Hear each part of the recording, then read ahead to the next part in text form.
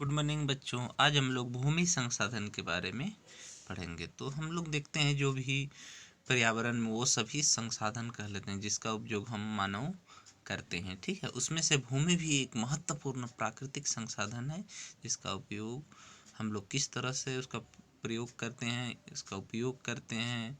ठीक है, उसी के हम लोग यहाँ देखेंगे। या भूमि हमें क्या देती है, हमें भूमि से क्या क्या मिलती है, ये सभी चीज़ को हम देखते हैं। ठीक है, और भूमि में और क्या क्या चीज़ पाए जाते हैं जिसका हम मानव उपयोग करते हैं। ठीक है, तो सबसे पहले हम लोग देखते हैं कि भूमि संसाधन। ठीक है, लैंड रिसोर्सेस। ठीक है, भूमि मनुष्य की मूलभूत सभी आवश्यकताओं को पूरी करती है। ठीक है, तो मनुष्य का जो भी मूलभूत आवश्यकताएं होती है भूमि उसको पूरी करती है। अतः भूमि हमारे लिए बहुत ही महत्वपूर्ण संसाधन है। देखो, भूमि संसाधन में पर्वत, मैदान, पठार, द्वीप सभी सम्मिलित हैं। पृथ्वी का 29 यानी पृथ्वी का 29% भाग भूमि के रूप में ही उपलब्ध है। ठीक है, हम जानते हैं कि पृथ्वी का लगभग 1/4 भाग, मात्र ओनली 1/4 भाग यानी 29% इतना लैंड उपलब्ध है। किंतु संसार कि 90% जनसंख्या द्वारा इस भूमि का केवल 30% भाग ही उपयोग किया जाता है। हम जानते हैं पृथ्वी में 29% यानी 1/4 भाग क्या है, जमीन है, लेकिन उसका उस भूमि का 90% जनसंख्या, ठीक है, हम जानते हैं कि 29% टोटल पृथ्वी का 29% भाग ही लैंड है, उसमें से 90% जनसंख्या द्वारा इस भूमि का केवल और केवल 30% भाग ही उपयोग किया जाता है, बाकी सब खाली है। इसका कारण पृथ्वी पर भूमि संसाधन का असमान वितरण है। तो हम देखते हैं कि पृथ्वी पर भूमि का जो वितरण है वो असमान रूप से है, हर जगह समान नहीं है। ठीक है, हम यह भी कह सकते हैं कि भूमि संसाधन के असमान वितरण के कारण पृथ्वी पर रहने वाले लोगों की जीवन शैली, रहन सहन, रंग रूप सब में, ऊंचाई, इस सब में परिवर्तन आया है। ठीक है, भूमि संसाधन के असमान वितरण के कारण पृथ्वी पर जनसंख्या का असमान वितरण, तो जैसे जैसे भूमि का वितरण में असमान पृथ्वी पर आया है। ठीक है, कहीं पर बहुत ज़्यादा मरुस्थल है तो कहीं पर बहुत ज़्यादा जल है तो कहीं पर बहुत ज़्यादा क्या है, जंगल है, जिसके कारण उसी के आधार पे कहीं पर जहाँ पर बर्फीला इलाका है, ठीक है, तो वहाँ पर आदमी कम रहते हैं। जहाँ पर सपाट यानी मैदानी इलाका है, पठारी इलाका है, वहाँ पर ज़्यादा लोग रहते हैं ताकि अपने खेती के लिए तथा विभिन्न कार्यों के लिए उपयोग में होते हैं। तो इस प्रकार देखते हैं। फिर कुछ कुछ जलवायु पर भी निर्भर करता है। जलवायु पर निर्भर करता है मतलब जैसे गर्मी इलाका में कम आदमी रहते हैं, ठंडा इलाका में कम आदमी रहते हैं। जो बीचों बीच वाला होता है, ना तो ज़्यादा गर्मी ना ही ज़्यादा ठंडा, वैसे इलाका में आदमी ज़्यादा रहना भी पसंद करते हैं। साथ ही साथ वहाँ पर कृषि योग्य भूमि से लेके मैदानी इलाका भी होता है। देखो, सपाट मैदानी भूभाग, जैसे हम पहले ही बोल दिए तुम लोगों को कि मैदानी भूभाग, पठारी भूभाग, ऐसी जगह पर उपजाऊ जमीन बता दिए, नदी घाटी।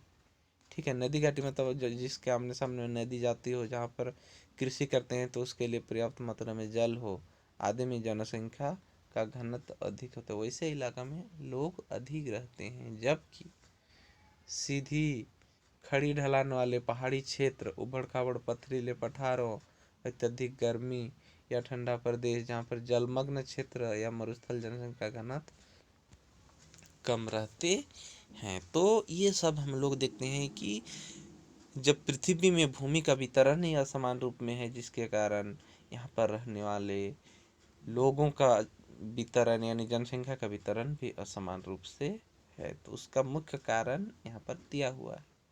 ठीक है, जैसे मैदानी विभाग, उपजाऊ जमीन, नदी घाटी, ऐसे जनसंख्या का जो डेंसिटी है वो बहुत ज़्यादा है। जबकि उबड़ खाबड़ जमीन, पथरीली इलाका, मरुभूमि, अत्यधिक गर्म इलाका या तो अत्यधिक ठंडा प्रदेश, वैसे प्रदेश जहाँ पर जलमग्न हो रहे हो, ऐसे क्षेत्र में जनसंख्या नहीं के बराबर या बहुत ही कम मात्रा में रहते हैं। अब देखो भू उपयोग अथवा भूमि का उपयोग, किस प्रकार हम भूमि का उपयोग, हम मानव भूमि का उपयोग कर रहे हैं, उसी के बारे में यहाँ पर डिटेल्स दिया हुआ है। उसी को थोड़ा सा हम लोग एक्सप्लेन करते हैं। ठीक है, भूमि मन भू उपयोग अथवा भूमि उपयोग, ठीक है, यानी मनुष्य द्वारा भूमि का उपयोग विभिन्न उद्देश्यों के लिए किया जाए। हम मानव क्या करते हैं, भूमि का उपयोग यानी जमीन का उपयोग अपने विभिन्न उद्देश्य की पूर्ति के लिए करते हैं। जैसे खाद्यान्नों के लिए कृषि कार्य, ये भी हम करते हैं। खाद्यान्न उत्पादन के लिए कृषि कार्य करते हैं, जिसमें हम चावल, गेहूँ, गन्ना, मकई और डिफरेंट टाइप का सभी प्रकार की खेती क्या करते हैं, कहीं ना कहीं हम लोगों का जमीन पे होती है, यानी वो कृषि कार्य करते हैं। फिर देखो पशुओं के लिए चरागाह, ठीक है, पशुओं के लिए चरागाह बनाते हैं, यानी मैदान, ये मतलब घास का मैदान होता है। ठीक है, रहने के लिए घर बनाते हैं, परिवहन के लिए सड़क बनाते हैं, खनन यानी माइनिंग, खान खोदते हैं, विनिर्माण कार्य जिसको हम लोग कंस्ट्रक्शन कहते हैं, ठीक है, इंडस्ट्रियल बैठाते हैं। ऐसे बहुत सारे कार्य के लिए भूमि का उपयोग किया जाता है, यानी भूमि संसाधन का प्रयोग किया जाता है। इसे सामूहिक रूप से भू उपयोग अथवा भूमि उपयोग कहते हैं। ये सभी जितने भी तरह का हम कार्य करते हैं जमीन पे, ये सभी क्या कहलाता है, भू उपयोग या भूमि उपयोग। जिन क्षेत्रों पे उपयुक्त भूमि उपलब्ध है वहाँ पर लोगों का जीवन व्यवस्थित और विकसित रहता है। तो जैसे कि हमने पहले भी तुम लोगों को बता दिया कि जिन क्षेत्रों में जमीन उपयुक्त मात्रा में है, यानी सही मात्रा में, वहाँ के लोगों की जीवन व्यवस्थित एवं विकसित रहता है। ऐसे क्षेत्र में भूमि संसाधन का भरपूर उपयोग किया जाता है। तो जहाँ के ज़मीन मैदानी इलाका मतलब उपजाऊ हो और साथ ही साथ मैदानी इलाका हो, यहाँ पे आदमी के कोई भी कार्य करने में वो आसान हो, वैसे जगह के लोगों का जीवन क्या होता है, एक व्यवस्थित होता है, सुव्यवस्थित होता है, विकसित होता है, डेवलप्ड होता है, ठीक है, सुदृढ़ होता है। वहाँ लोग रहते हैं और एक दूसरे के साथ मिल बांट के आगे बढ़ते हैं, जिससे अपने क्षेत्र का विकास होता है। विश्व के विभिन्न देशों में भूभाग में विविधता देखी गई, चाहे विश्व का कोई भी देश हो, जितने भी हम लोगों का कंटिनेंट है, सातों कंटिनेंट, ठीक है, उन कंटिनेंट के अलावा जितने सारे देश हैं, सभी देशों में कुछ न कुछ विविधताएं देखने को मिलती है। विविधता देखने का मिलने का मतलब होता है जलवायु के आधार पे, क्लाइमेट के आधार पे, वहाँ के मौसम के आधार पे, कहीं का आदमी बहुत गोरे तो कहीं का आदमी बहुत ज़्यादा काले, तो कहीं का मीडियम वाले पाए जाते हैं, कहीं का ऊंचे पाए जाते हैं, तो कहीं का नाटे नाटे पाए जाते हैं। तो ये जो विविधताएं पाई जाती हैं, क्यों, क्योंकि वो जलवायु पर निर्भर करता है। जो गर्मी प्रदेश होते हैं, गर्मी वाले देश होते हैं, वहाँ के लोग प्राय काले होते हैं, जैसे जमैका, वेस्ट इंडीज, तुम देखे होंगे, उत्तरी अफ्रीका, अफ्रीका कॉन्टिनेंट का जो उत्तरी देश जितने हैं, नाइजीरिया, सोमालिया, इस सब के क्षेत्र के लोग को देखोगे तो ये सब काले काले। फिर उधर जाके उत्तरी अमेरिका, ये सब के लोग क्या है, सब काले काले पाए जाते हैं। नीचे दी गई तालिका में विश्व के कुछ देशों के भू उपयोग का प्रारूप दिया हुआ है। तो नीचे कुछ एक टेबल दिया हुआ है जिसमें भूमि का उपयोग उद्देश्य कैसे किए हैं उसी के बारे में दिया हुआ है। देखो ऑस्ट्रेलिया, कृषि भूमि 6%, ओनली 6% कृषि चरागा, ठीक है, जिसमें घास का मैदान हम लोग बोलते हैं, वो है 56%, वन 14%, और आवास व अन्य उपयोग 24%, ठीक है। तो ये ऑस्ट्रेलिया का। उसी तरह से देखो एक देश है ब्राज़ील, ठीक है, उसमें 9% कृषि भूमि, 20% चरागाह, 66% वन और 5% आवास। उसी तरह से देखो कनाडा, 5% कृषि भूमि, 4% चरागाह, वन है 39%, और आवास भवन उपयोग ये है 52%। तो सभी देशों का अलग अलग अपना, किसके किसके बीच कंपेरिजन किया है, कृषि भूमि, चरागाह, वन और आवास व अन्य उपयोग के आधार पे ये निकाला। भारत में देखो, भारत में कृषि भूमि 57%, 4%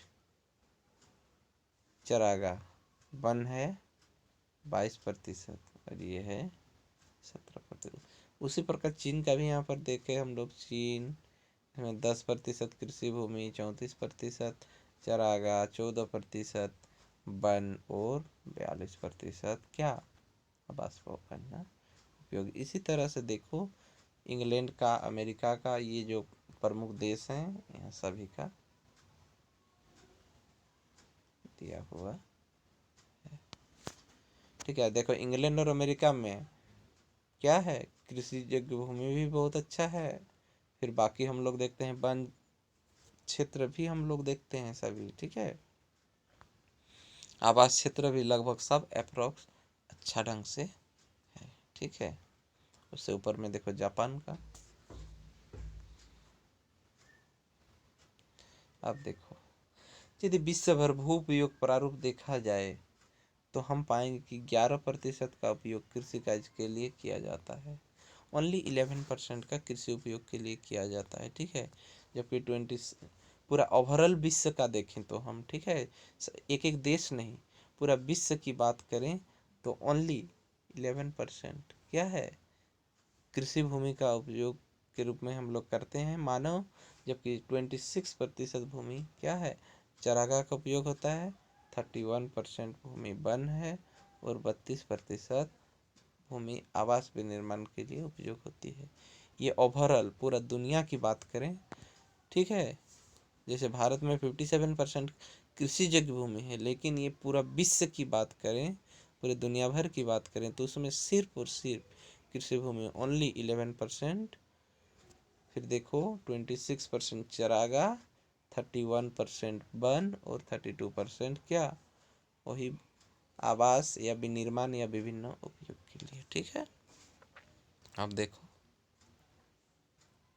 भू उपयोग का निर्धारण, किस तरह से भूमि उपयोग का जो निर्धारण करने वाले तथ्य हैं उसमें से पहला है देखो स्थलाकृति, ठीक है, यानी जमीन की आकृति। किसी भी स्थिति किसी भी स्थान की स्थलाकृति भूमि के उपयोग की सीमा को प्रवृत्ति में काफ़ी प्रभावित करती है।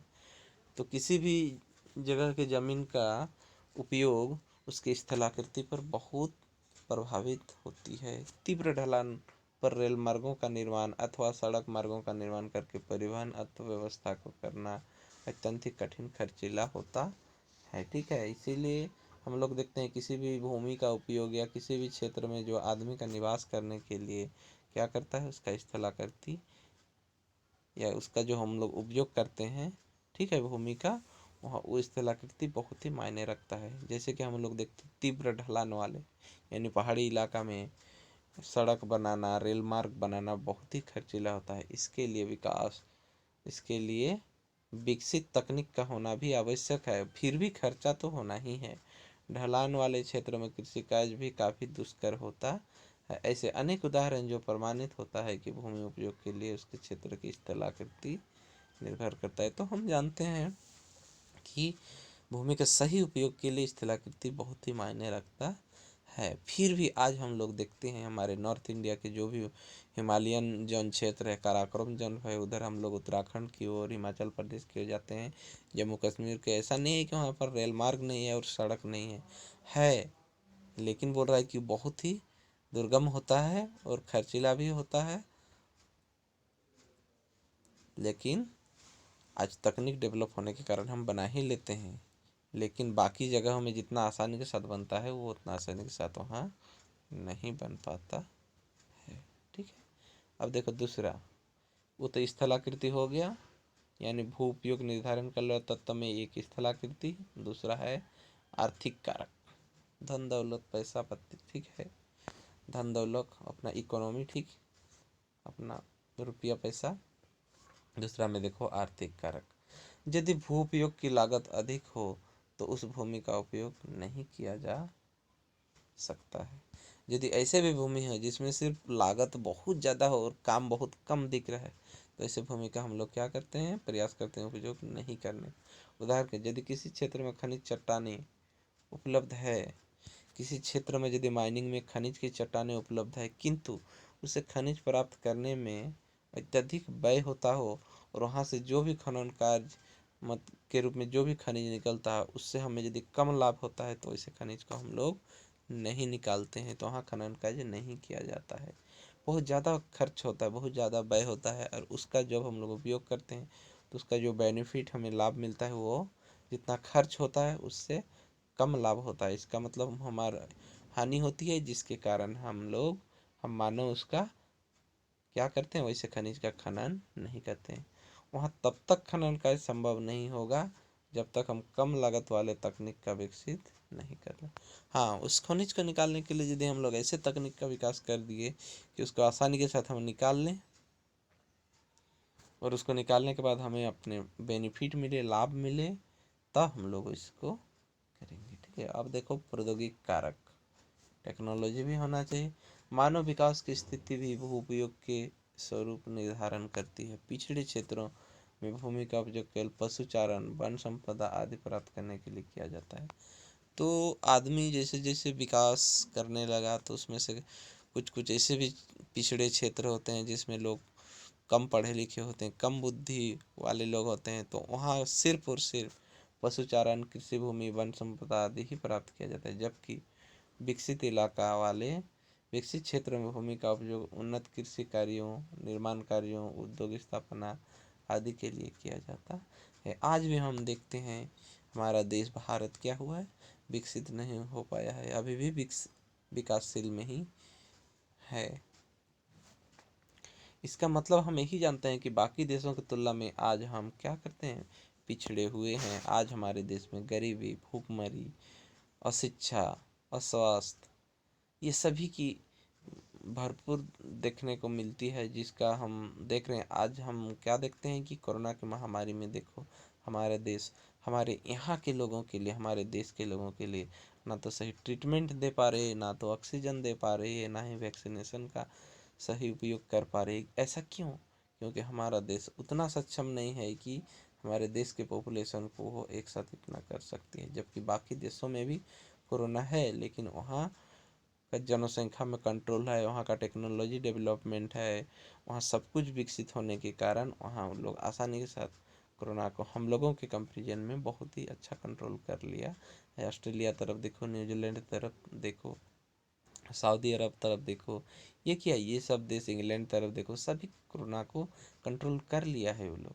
क्यों? क्योंकि वो डेवलप कंट्री है, और हम लोग अभी भी विकास की ओर अग्रसर हैं। तो यही अंतर होता है। ठीक है, आज हम लोग अपने जीवन यापन करने के लिए, अपने रोजगार के लिए हम लोग तड़पते हैं, जबकि वो देश में सभी को अच्छे रोजगार में है, सब कोई पढ़े लिखे हैं, सब बुद्धिजीवी हैं, सब वहाँ पर एक दूसरे पे स्वतंत्र हैं और वो फ्री माइंड से अपना काम करते हैं। ठीक है,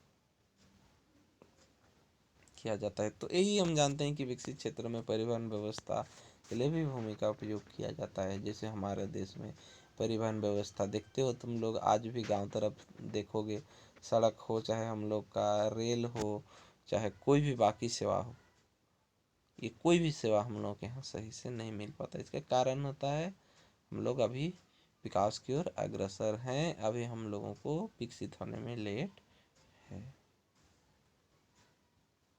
अन्य कारक में बहुत सारे आते हैं, देखो उसको। भूउपयोग के अन्य निर्धारक कारक है, देखो जल की उपलब्धता, हाँ ये भी एक बहुत बड़ा कारण है, जल की उपलब्धता। मृदा की गुणवत्ता, ठीक है, जहाँ जिस क्षेत्र में और क्या होता है, ज़्यादा जल पाए जाते हैं उसी क्षेत्र में, यानी नदी के किनारे, झील के किनारे आदमी ज़्यादा बसने लगता है, ताकि उसे जल का पूर्ण उपयोग कर सके, कृषि कार्य को कर सके।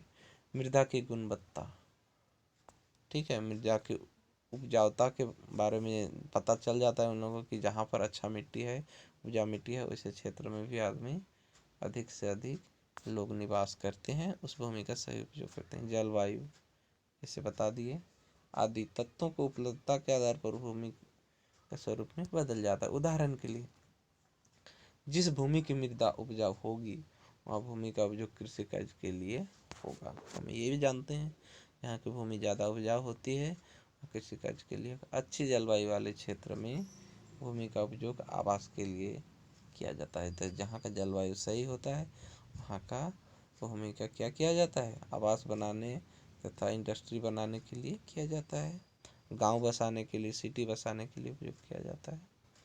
अब देखो भूमि संसाधन का वर्गीकरण। ठीक है, तो कल हम लोग पढ़ेंगे भूमि संसाधन का वर्गीकरण।